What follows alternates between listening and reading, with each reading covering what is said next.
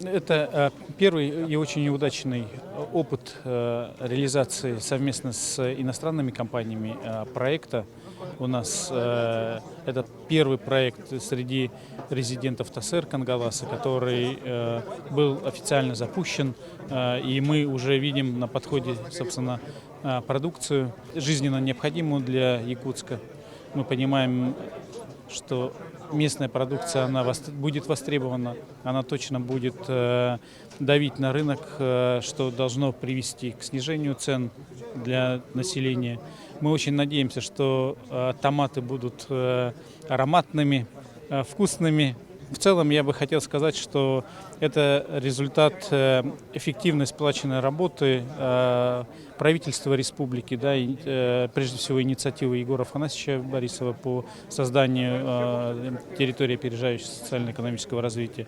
Очень важно как раз сплоченная работа с администрацией города Якутска. Мы уже смогли с помощью наших японских коллег применить здесь самые современные мировые технологии. Я не скрою, что здесь на самом деле мы очень долго подходили к выбору партнеров.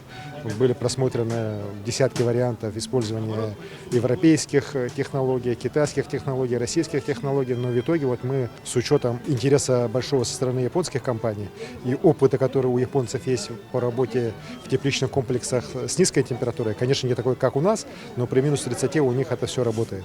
И мы вот выбрали этот вариант и уверен, что как раз этот тепличный комплекс, мы его считаем экспериментальным, его работа позволит нам и второй, и третий этап смоделировать более правильно, более на высоком технологическом уровне, и как раз после выхода его на полную мощность, а мы должны построить здесь тепличный комплекс 3,2 гектара, мы сможем покрыть до 40% потребностей города Якутска в огурцах, в томатах и в зелени. Экспериментальный проект, он, собственно говоря, для того и создан, чтобы вычислить проблемы, которые могут быть в таких экстремальных условиях.